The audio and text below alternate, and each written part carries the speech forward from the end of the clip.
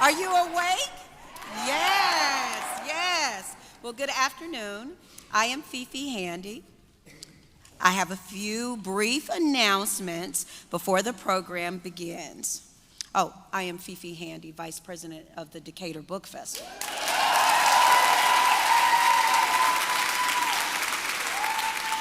Okay, there will be Q&A, so no worries there. At the conclusion of the presentation, microphones will be located at the front of the center pews. As you listen to the presentation, think of one, everybody say one, concise question you would like to ask. Avoid making any long, introductory remarks. Give others an opportunity to pose their questions. Books are available for purchase. Eagle Eye Books is our bookseller located in the front of the church. DBF is a nonprofit, and it depends on sponsors and donations to bring great authors to you just like this.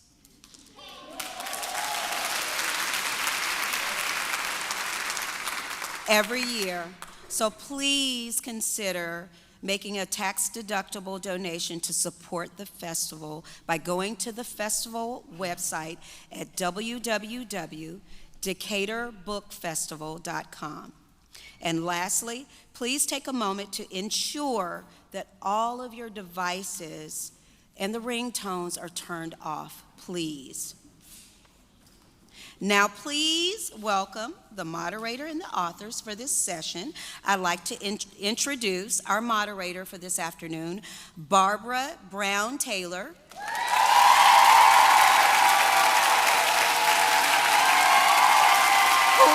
is a New York Times best-selling author of An Altar in the World, Learning to Walk in the Dark, and Holy Envy, Finding God in the Faith of Others.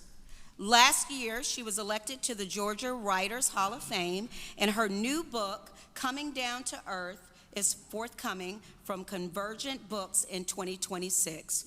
Please welcome Barbara Brown Taylor.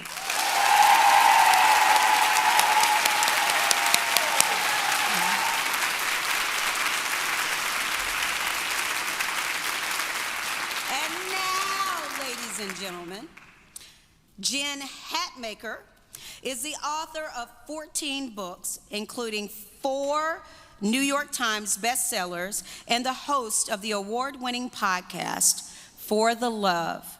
She is an author, podcaster, speaker, advocate, educator, and mother. And my shero, Jen Hatmaker.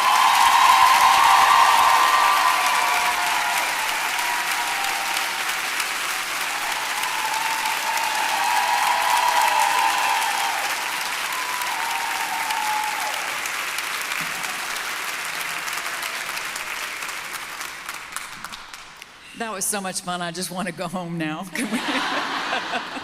How wonderful. I mean, what a place to be with you. So thanks for all of you for joining us here. I want to know, first of all, we talked in the green room about, this book's only been out a minute. I mean, September 23rd. So this is early on a book tour, and I wonder how many of you have already read it. Could you make noise, please? Okay.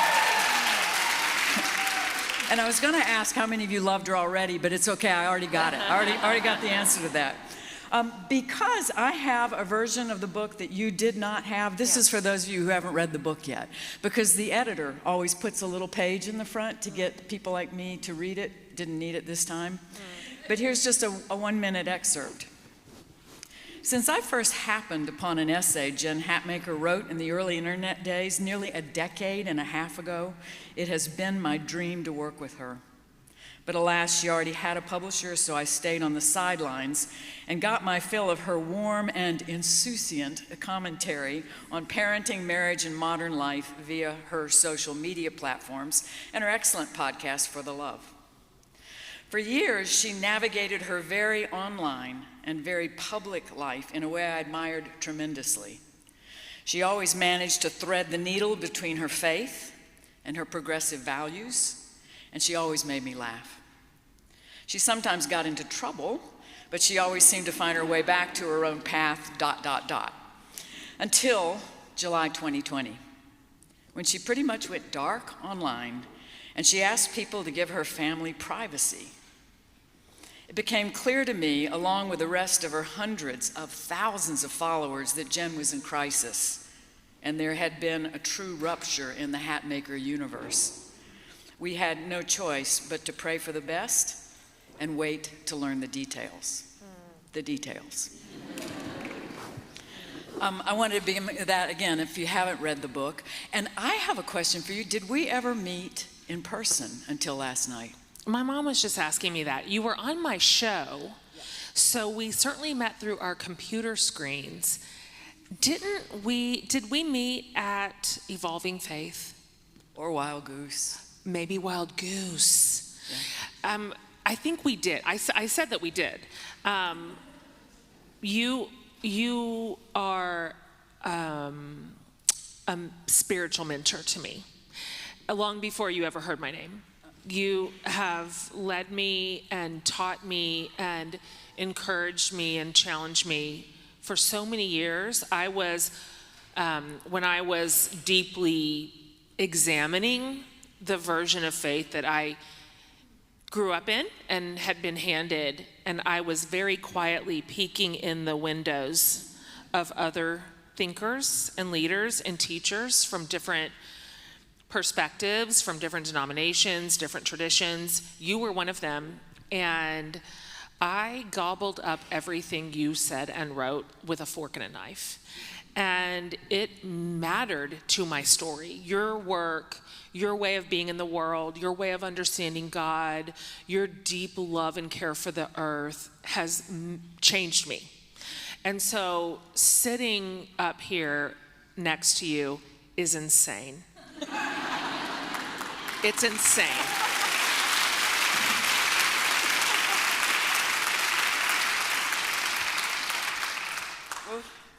It's insane, Barbara. I said what I said. I want to talk about writing memoir for just a minute, because this is a literate audience. I know that about you, and you're sitting in front of two memoir writers, AKA first-person narrative, which means you don't say we all believe or we all think, but you say this is what happened to me. And I want not only to write about what happened to me, but write it in a way that might be useful to you as well, that might mean something to you as well. And that's a tricky thing as a writer. Memoir writers often write, I've found, for one of three reasons. One is to just get it all out, like get the beast to lie still. And another one is to write the book you would have loved to read, but it wasn't there.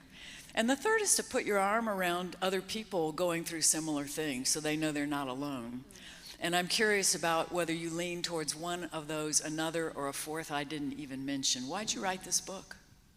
Boy, those are three good pillars, and I find my reflection in all three, frankly, to write this book. I will tell you that at the beginning of this particular story, which Barbara just mentioned, for me started in July of 2020 when I lost my marriage, and I lost it in a blaze of shock and trauma and kind of unexpected change. And so there was a minute where it never even occurred to me that I would write this book. That was so far away from my experience. At the time, the biggest lift was trying to get through a day. That's as far as I could get. And when I could get through a day, I remember thinking, maybe I can get through this week. And so I had no vision for this ever being something that I would be able to alchemize into a memoir. That seemed so far away. To my astonishment, because there was a moment early on, having lost something so precious, not just my marriage, but my vision of my whole life, of my whole future, my vision that I wanted for my kids. We have 5 kids. And what I hoped would be their stable, like, home base, home team, their whole lives. And so it was just so shattered that I remember telling my family and my friends, I don't think I'm ever going to be happy again. And I meant it. What I thought was I had enough tools, I've been at this long enough to kind of patch it together and maybe eke out a limited version of what I ever was. And I thought, well, that's probably the best I can do. So to my astonishment, not only did I get through that horrid first phase of grief, where it's just every day is just suffering. And you know, everybody in here probably knows what that feels like, because life, we're all in it, and it lifes itself in our lives. And so for a minute, it was just all suffer, all chaos, all pain. But then I started moving into recovery.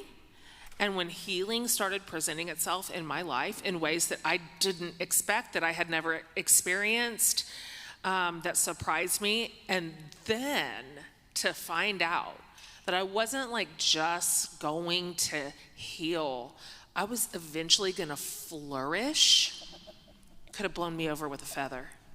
So when I got to that place, when I knew that I was going to thrive, and I knew that I had gone far enough and done enough work that I was able to be self-aware, responsible for my own garbage, be able to say this, and this is where I was complicit. These were my contributions to the breakdown. These are my patterns that I have to deal with for the rest. When I knew I could be honest about myself is when I knew I could write this book. I'm so happy I did not write it 3 years ago.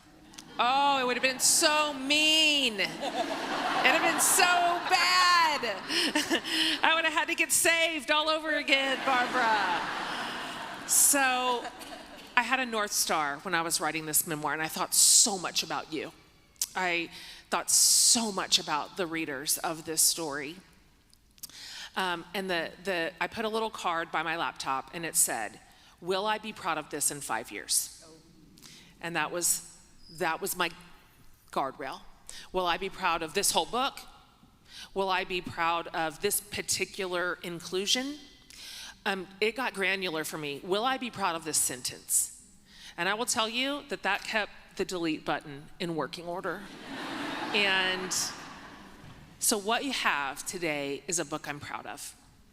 And I feel like I have done right by my family and by my kids. I feel like I've been honest with you, and fair and not gross. Memoirs can be gross, you know?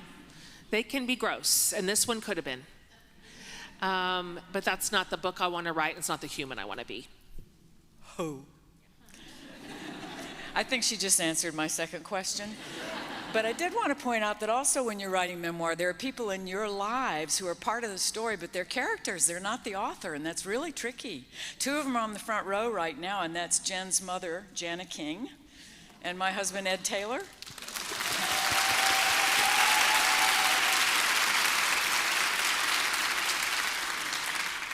And because I know what that's like, as you said, you spent a career talking about marriage and family and parenting. So I don't really need to know now if you had a rule for that, because it's, will I be proud of this in 5 years? Can I live with this then? But it does seem like a time to acknowledge people who are willing to be part of the story and who figure into, I don't want to jump ahead, but one fabulous chapter in here, which is how do I change the system without abandoning the people I love? And it seems to me that at this point in time in our nation, for entirely different reasons, that question is live and well. How do I deal with a system without abandoning or turning on people I love? So, I wrote my first memoir about 3 years too soon, called Leaving Church, and I wrote it to be the hero of a story. And in the middle of it, I thought, oh, damn, this is not going well. You know, it's just... So I think that's what you also answered near the end, right? Any more to say? I mean, did the book shift on you without your permission at any point?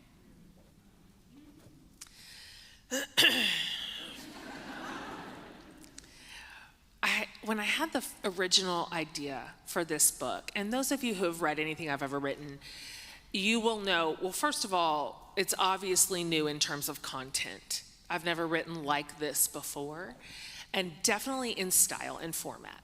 And I didn't write it in chapters. It's written in vignettes, just in little scenes and moments. Some of them comprise what I kind of think is the small story inside Awake, which is the loss of my marriage. But they are nestled inside what I consider to be the bigger story. And there's a lot of on-ramps to that bigger story. So that was I took a look at this house that crumbled down to its foundations, and I thought, damn, I had every tool at my disposal. I had every resource. I followed all the rules.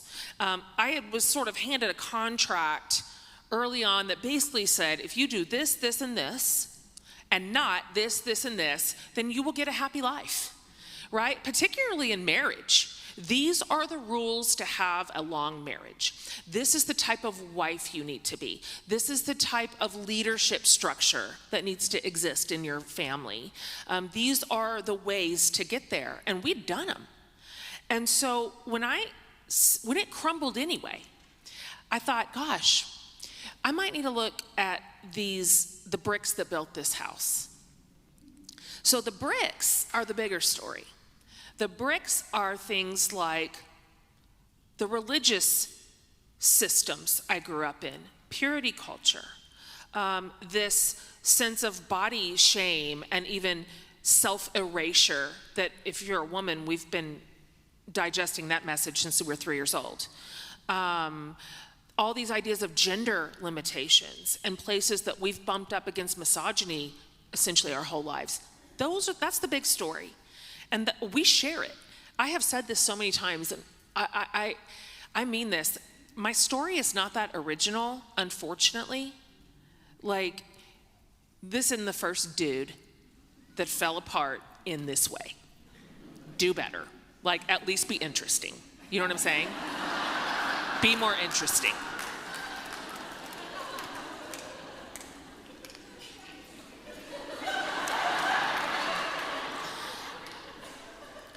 And I am not unusual. I am not special. And so I think that is what makes this story important. Because I don't know that you can identify with every single change and transition and shift that I have walked through in this book, but you can identify with some of them. And so I think that is the big story that I wanted to put in front of us. And this book is not prescriptive. And that is my preferred way to write. I have always written in a way in which, to you, my reader, I have said, guys, I've done the heavy lifting for us. I've researched it. I have thought about this. I have worked this idea out. And now I'm presenting it to you on a silver platter. This is what we think about this, right? Just plug it into your outlet. This is the opposite of that. It's not prescriptive at all. I don't tell you what to do. I don't tell you what to think. This isn't best steps on how to recover from divorce. It's not a how-to manual. It's not a template. I just decided that the pieces of this story were so relatable in so many ways to so many of us, and I know that because I've led this community for 2 decades, that I would just lay them piece by piece, moment by moment, memory by memory on the page, and you are smart enough, wise enough, clever enough, intelligent enough to find every thread, to see why this memory in 6th grade connected to the dissolution of a marriage 29 years later, to find out what matters to your story, and that you can lay yours right on top of mine and take what you need, and you can leave the rest. And so that is the shift for me. The shift in this book was the whole book. It was the entire thing, start to finish. Writing, and everything's written in real time. So I wrote a memory from 9th grade as if it happened that day. So I didn't even give myself the luxury of hindsight, of saying, now upon conclusion, what I've learned about that 30 years later is I just finished the scene, period, end of page, turn it. So it'll be an interesting reading experience for those of you who are accustomed to a different style from me. But I hope it serves you better than anything I've ever written.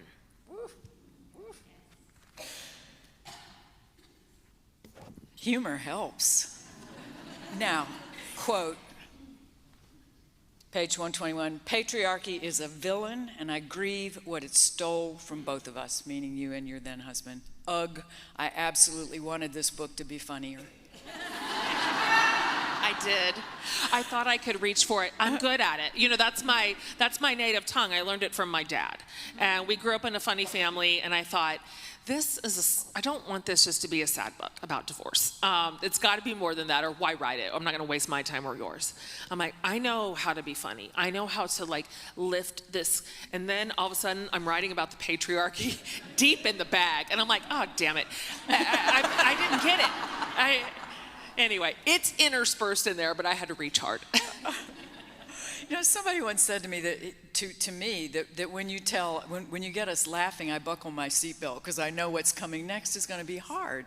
And it sounds like instead it came to you intuitively, growing up with funny people. But it helps a lot. It does. It's good medicine when the bitter pill has to go down at the same time. So thank you for giving me a laugh, even right there at the end of that chapter. And by the way, Ed and I read your chapter on codependency driving down here, and you busted both of us totally in the So car. sorry. I'm so sorry. I know. I was busted first, if it Okay. makes you feel any better. Oh, yeah, that's been a real big piece of my work the last 5 years, is trying to tamp down that codependency. I didn't even know what that meant. I had no idea what that word meant. I thought it meant needy. You know, it has such an ugly, I hate that word. But, you know, turns out, and Brene Brown told me that I was going to get the book Codependent No More by Melody Betty. Has anybody read that? It's devastating. It is, do not buy it. It is devastating. Oh, my word. She's like, that's going to be your Bible. And turns out, I had been operating in a codependent fashion my entire marriage, which simply means you are wanting to be in control in some way of somebody else's behavior, thoughts, feelings, actions, words, pick it. And you are exerting some sort of control over what they do. Pick your poison there: nagging, begging, pleading, bribing. It doesn't matter. You're trying to control it. And then, or in addition to, then you also try to control other people's response and reaction to that person, so that they don't have to bear the consequences of their own actual behaviors. Now, I don't know if this is surprising to you or not, but I had been doing that with my husband, our whole marriage, because I married a difficult person. Not bad, difficult. Just sharp edges with everybody all the time. And I had been going behind, sort of cleaning up his wake from the time we were dating. And then telling people after the fact, you know he likes you. He does. He does like you. He's just tired. You know, or I'd go upstairs to the kids. You know Dad did not mean that. So I'm trying to fix everybody's experience that they're having, because I couldn't fix the behavior in the first place. And the truth is that men actually absolutely love to be controlled by their wives. Everybody loves that. What could go wrong? So codependency has been a big lift. What I learned when my counselor would not let it go, counselors are the worst. I was like, the reason I am coming into this session is so that you can tell me I have been done wrong and you feel sorry for me. Like, that is why I'm paying you $125 an hour. But she was fixated on my own behaviors and my own patterns and obsessed. So she was the one who drug me into that codependency work, and just turns out I had also been that way with my children, with my friends, with my family of origin. So it's a beast. And I am still working on correcting the desire to be in control of everybody else, what they're doing, what they're thinking, and how they're responding. I wish it worked. One of her great sentences, she said, in a sentence that cost me $2.08, I asked my therapist, Yeah. da-da-da-da. Yes. I've often thought about that. You just put the dollar bills down while you're sitting there. Minute by minute. Yeah. Well, I found it breathtaking. See, you just introduced a third thing, which is this is a story about your marriage and family. It's a story about you and the church you grew up in, and it's a story about the way people are. You know, one of my therapists said, Barbara, I'm sorry, but I think you're suffering from the human condition. dollar. Yeah. So, I have a bed-sized swing on my front porch, and you do too. And I would love to hear that story again. How'd that come to be there? The backstory is that I had been asking for a bed-size swing on my porch for, I think, a decade. I would love to have that. And I live in a little old house, 1908, and it looks out over all these pecan trees. So I lost my marriage in July, and we were also July 2020. It wasn't a great year, do you know? I mean, those of us who had kids in school at the time know that fall meant COVID school. And I absolutely contributed to the dumbing down of America as an involuntary homeschool mom. So the kids weren't going back to school. Everything was just so fractured in our culture, in our community, in our world. And so, because no one had anywhere to be, somebody, a friend of a friend, reached out through her and said, we've got a place in Telluride, Colorado. Nobody's going to be there. Do you and the kids want to go? And you could stay as long as you want. And we were just gasping for air. The kids at the time were 14 to 22. It's a really fragile time to have your life implode. So anyway, we go to Telluride for 2 weeks, and it was a beautiful experience and restorative. But as we came home, we walk in the door. My oldest son, who didn't get to go with us because he was having an adult job, met us there and said, Mom, just put your bags right here, and I want you to come out to the porch. I cannot fathom what he has wanted. It's nighttime. And so we go out to my side porch, and I kind of look over to my left, which is where the couch, the TV, this is where we kind of gather on the porch, and it's empty and it's dark, and he's like, Mom, turn. And I look over here to the empty side, and all my best friends are standing there, and they have built a custom porch bed swing and installed it, and they're all surrounding it. Oh, I could cry just thinking about it. And they all signed the back of it and said, I hope you feel Jesus when you sit here. And it was so beautiful, and it was just so special and precious. And every time I sit there, I feel that love. I feel divine love. I feel the love of my friends who did such a beautiful, grand gesture for me. When you can't fix somebody's broken heart, you can't fix their broken family. You can't make that go faster. You can't erase any of it. You can't solve it. You can't route around it. The only thing you can do is come near to your person that you love. That's it. You could just love them and say, we're here. We are here. We are still here. My friends and my family stuck so tight to me long past the moment someone's grief is convenient. Do you know what I mean? After a while, you're just like, come on, sister. Like, you are a bummer. Such a bummer. And they stayed, and they stayed, and they stayed, and they stayed past the expiration date. They stayed as long as it mattered, as long as I needed them, and until the sun would rise on my story again. So that porch swing. Wow, never underestimate women with power tools. Don't you?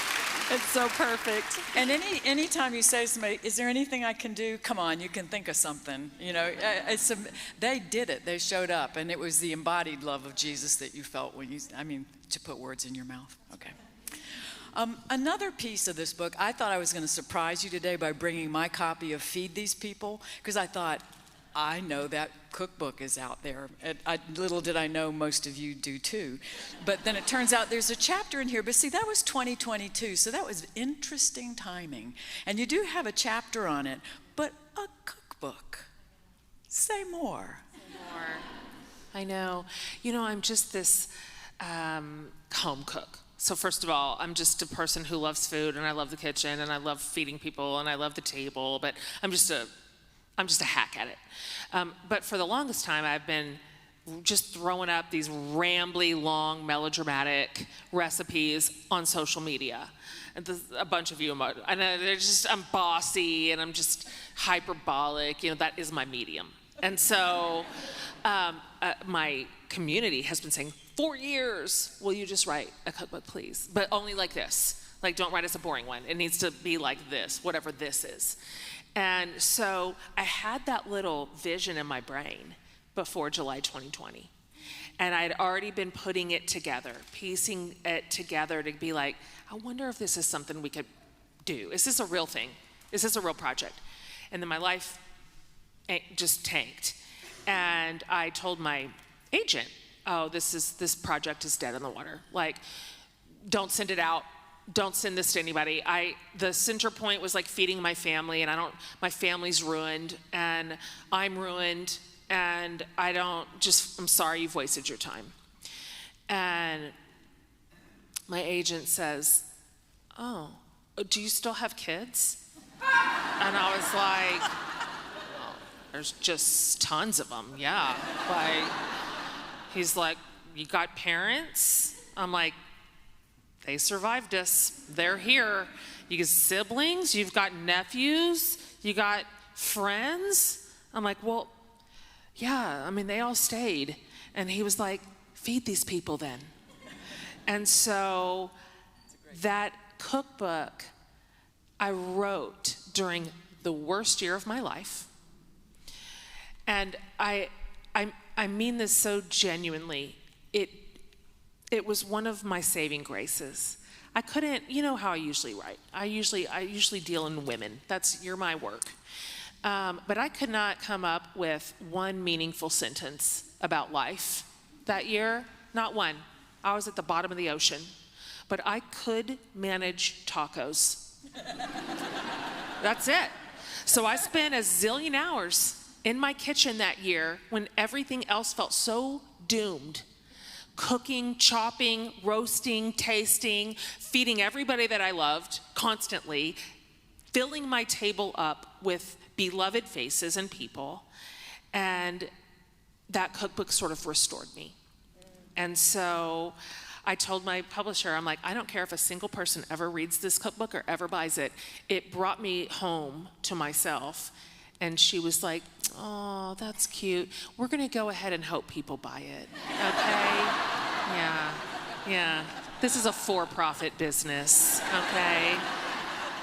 Thank you. This is sort of an aside, but when I got to the page of like Jeff's mother's favorite fish recipe, I thought, I wonder who Jeff is. So Jeff Chu is who we're talking about, who's also still on book tour for his great book, Good Soil. But it was fun in that cookbook to find people we knew through food, though I was not at her table. I was at your table, though I was not at your table. How do you feel about reading Lighthouse? I feel good about it. It seems like there's... You want me to read it? You got it? Yeah, I got it.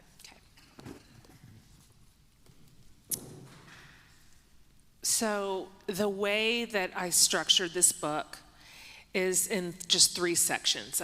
They're not traditional chapters. Nothing's longer than 4 pages. So the first section is called The End, and then the middle, and then the beginning. And so this particular memory is from the end. So this was probably 1 month into the collapse of my marriage. So this is probably mid-August of 2020. It's called Lighthouse.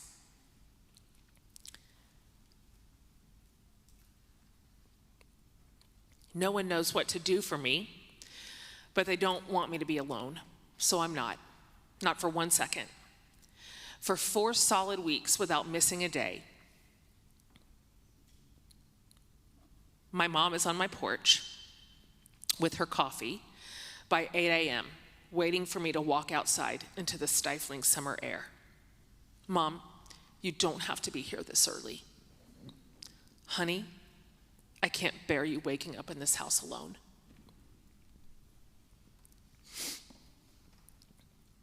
My dad hasn't slept in a month. My sisters are cleaning out closets and drawers and boxing up size 11 shoes. My brother's mowing my yard and scrubbing my grill and grieving the first brother he ever had. My best friends are in a campaign to make sure I have a text, call, visit, or snack once every 8 minutes. They are all hovering over me, and I am hovering over the kids. None of us can staunch the tears. Divorce breaks a million hearts. Ginny and Trey call me over for a night on their porch with our friends. We are tap dancing to make any 30-minute stretch feel normal. Between these 4 couples plus me, we've been married a collective 126 years. No divorces. Our grown kids took baths together when they were in preschool. We have lived a chosen family life together for over 2 decades. Our squad has never experienced a breach. We have no muscle memory for this. I am determined not to suck the oxygen out of the room. I practice telling a joke like a fun friend. I can be regular for 2 hours. We are all exhausted.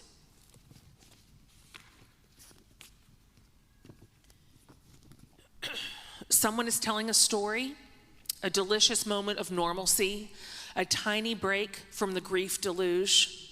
Everyone laughs. I'm so grateful to be out of the spotlight.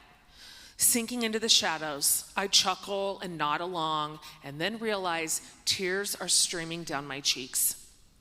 My eyes are involuntarily crying despite my brain's express lack of permission. Bodies won't be tricked out of mourning. They know too much. I focus on staying silent so the tears might pass unnoticed. My friend Andrew spots me across the porch, his military training attuned to changes in the atmosphere. I shake my head almost imperceptibly. He pauses, considering my nonverbal request, then makes an on-the-spot decision not to leave me alone in my pain. He looks up at the clear summer night sky, the suffocating air weighing heavy on all of us. And then he locks eyes with me and says this. Jen, when I was in the Navy, we lived for the day we would finally get to shore. It was all we wanted after being at sea for so long. We would stand on the deck and watch for land, squinting as hard as we could. And at first, from so far out, all we could see was one tiny light, usually a lighthouse. But it was just enough to know we were getting closer. Then a few more scattered lights would come into view. Then we'd start seeing the barest outline of a few buildings. We'd finally make out windows and people and signs of life. And before long, the whole city was in view, and we were home. The porch has gone silent. We are all desperate for a single hopeful word. And he went on and said, you can probably just see one tiny light right now, if at all, and it is so far away. But keep watching. Please keep going. You'll see more lights and more land and signs of life soon. The shapes will come into focus. It will become clear and beautiful again. We all know it. You'll get home.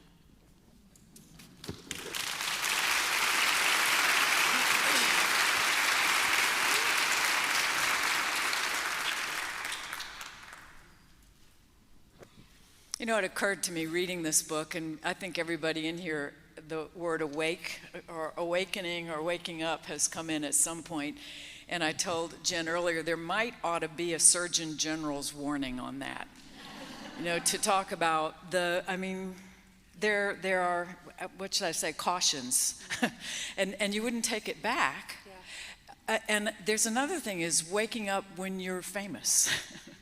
because you've got the added thing. They're kind of two questions buried in there, but I don't know if you're willing to or want to talk about cautions. I mean, like, awakening just sounds wonderful, doesn't it? It just sounds so good. That's a wise question, because any moment in any space in our life, whether it is a relationship, a community we are involved in, our job, our faith space, if we have chosen kind of subconsciously or unconsciously to sort of be asleep at the wheel, there is a cost to waking up. And I do not want to pretend that it is not disruptive and that there will not be loss baked into that, and change, which sometimes feels like loss. That is a truth. Most of us do not sleepwalk through a marriage or through our faith story or whatever it is on purpose. We don't do that because we are defiantly trying to be liars, right? We are wanting to be duplicitous. We don't, that's not really why most of us find ourselves in those places. We just simply know that telling the whole truth about that thing is costly. You would know what I'm talking about if you have a tiny bad feeling in your stomach right now, where something because your wisdom is very trustworthy. Your intuition is very trustworthy. That is your gut. It is probably your chief source of wisdom in your life, has been telling you quietly, something's not right. Something's not right. This is wrong. Something is going wrong. This is a red flag. And you are getting these alarms. You are getting these messages. I will tell you, my intuition had given me so many red flags before July 11th. Absolutely telling me, banging the gong, that something is terribly wrong, Jen. You know this is wrong. This behavior is wrong. These are signals. These are signs. But I didn't want them. I didn't want that to be true.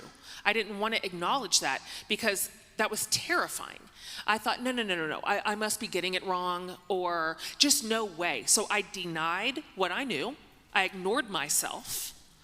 And I decided I would rather stay as is than face this thing, whatever it was, head on. Because the change was too scary. The disruption was too scary. The consequences felt too impossible. I think most of us have outstayed a place, a relationship, a habit, or something. A lot of us have some story where the outside version of us does not line up with the real one back at home, right? We are carrying around a burden or a secret, something that feels like if this thing were to be known, if I were to say what was true about this, if I were even to say something's wrong with this, or this is breaking or broken, I don't want those consequences. And so that's understandable. I have compassion for that. That's exactly where I found myself. But what happened was, the truth of life is true whether we say it is or isn't. So we can pretend like that's not happening, but what's true is what's true. And so, because I was unable to choose disruption and confrontation and intervention myself, crisis chose me.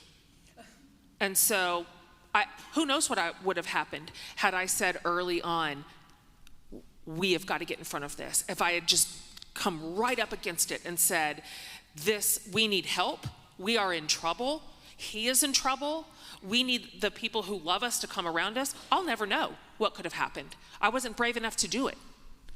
I was too afraid of what it might mean. And so there is a cost indeed, but I do want to tell you this, 5 years later. There's also a cost to staying. There's a cost to not telling yourself the truth. There is a cost to being out of alignment in your own soul, to having cognitive dissonance that you're too afraid to admit, but you're paying it. You're paying the cost. Your body will pay the cost. Mine did. Your soul, your future. It's not free. That's not a free path. And so I can tell you, having lost a whole marriage and an entire second half of life that I thought I was counting on in a certain way, I am so grateful to be sitting here today. And I will tell you that living truthfully, living way out in the sunshine and in the open is so much more beautiful than what it was before. This is like the best, worst thing that ever happened to me. Do you know what I mean? And so pick which cost you want to pay. If you pay the cost of honesty and truthfulness, then you at least get to live a real life. You get to live a life that is honest. You get to live a life, and this is an interesting side effect that I noticed. I lost whatever was left of my fear. I had a lot of fear around keeping these things propped up. And once I lost them anyway, I mean, I had lost a big portion of my early faith community. So I lost that institution, and then I lost the institution of marriage, and I thought those were God's two favorite institutions, right? And here I still am, loved, whole, cherished, healthy, and I am not afraid anymore. It's crazy. Like the things that I used to worry about, I just don't have fear about. I've already lost it. What's there to fear? And so I think this is why when people ask me a lot right now, are you afraid about this book being in the world? I'm actually not. And I'm not, because I'm also working on codependency, like we talked about earlier. I'm not in charge of what you think of it. I'm not in charge of your response. I don't have to manage the optics so you feel about this story the way I want you to feel, right? That's not my responsibility. I've done my part. My part was finished the day I turned it in. So now it's yours. You get to do with it whatever you want. And that has nothing to do with me. And so it's an interesting position to be in for the first time in my life, to really be walking unafraid. Maybe for the first time, I think, in my whole life. And so I hope that for you. I hope that you will. I don't think we need crisis to live awake. I don't think that's the requirement, although that is often our front door into an awakening. But I believe that you can choose it. I think you can choose it today and decide, I'm going to stare down these dark rooms that I've been pretending don't exist, that I've just turned the light off and shut the door on and hoped maybe they would just disappear. I think you can choose to turn on every light in every room, live wide awake in every strata of your life, and that is actually what I think would be called the abundant life, for sure.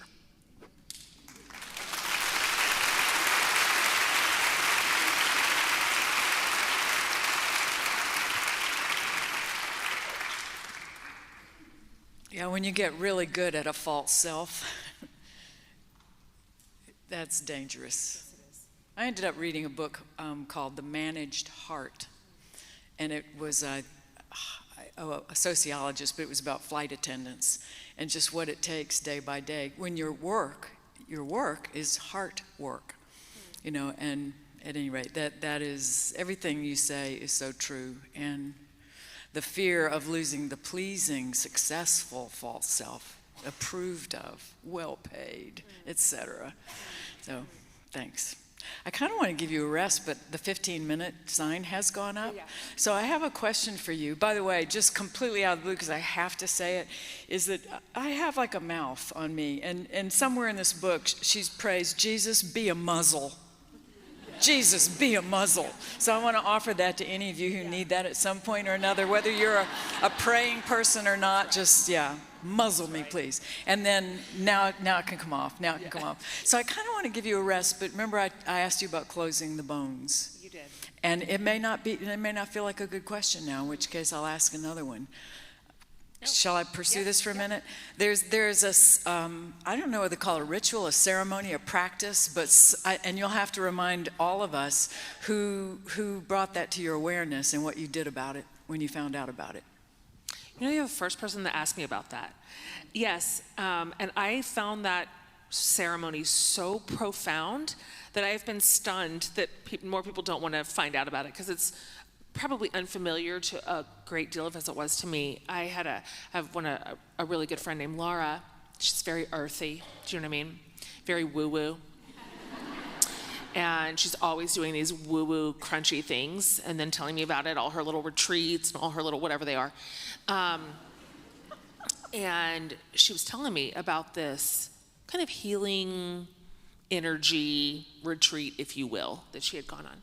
And she was telling me about this closing ceremony, and it's called Closing the Bones. Now, this is a well-known ceremony in Mayan culture, in a lot of like Central American culture, in Mexican culture.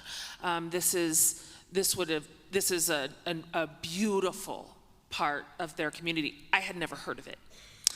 And it's originally created for mothers who have recently given birth. And so in the original version of the ceremony, maybe 8 weeks after the baby's born, something around there, the women in that mother's community, her sisters, her aunts, her mothers, her grandmothers, sort of the leading healer of the group as well, would come around her, and they would wrap her in what they call rebozo, which are blankets.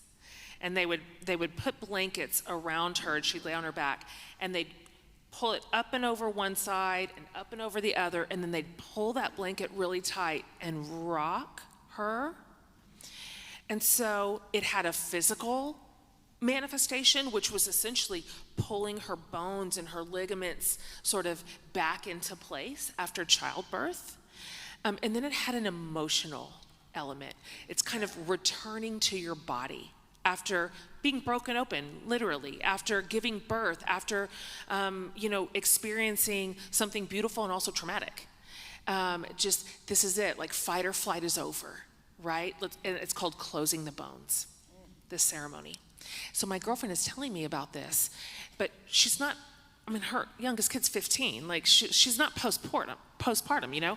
I'm like, well, how did this work? And she said, in this tradition, it isn't necessarily just for birthing mothers.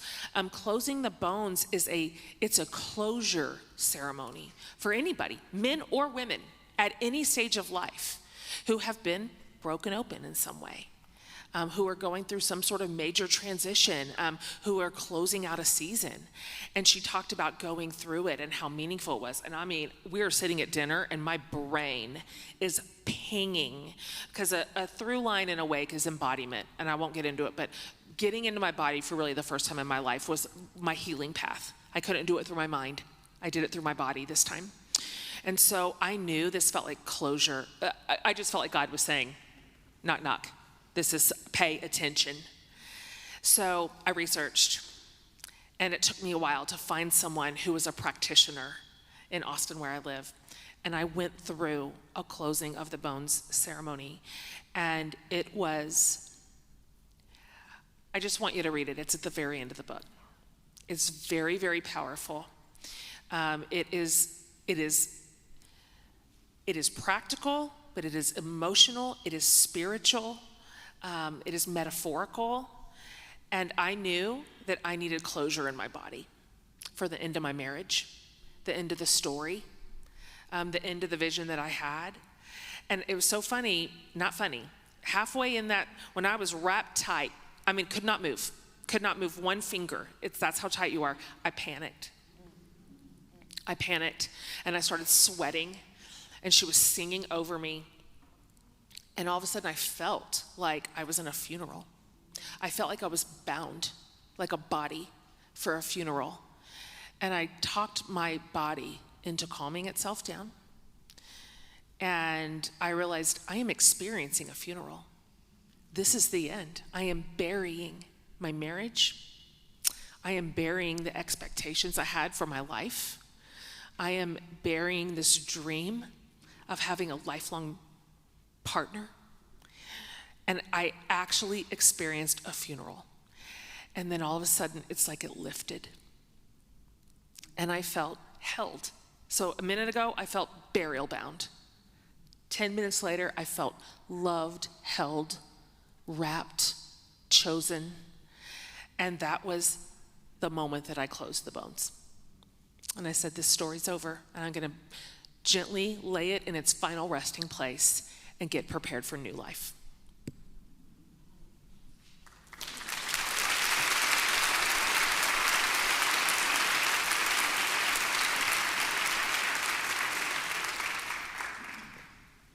I see 5 minutes. I want to stop there. I just would love for some air to circulate while we set up for Q&A. Is that all right?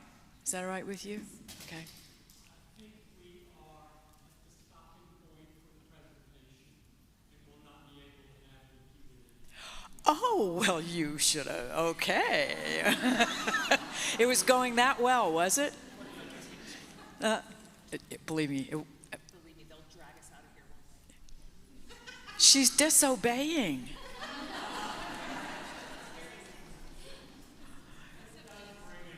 Creative element to what we've been talking about. We do need to come to a stopping place because we're attentive to your time. Oh, yeah. I would like to tell you how we will proceed at this point.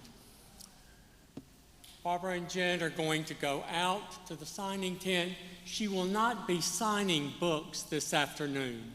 It will be a meet and greet. You are welcome to meet her, to greet her, to speak to her. We are going to be very attentive to getting you to the airport where you need to be. So let us thank our authors and moderators.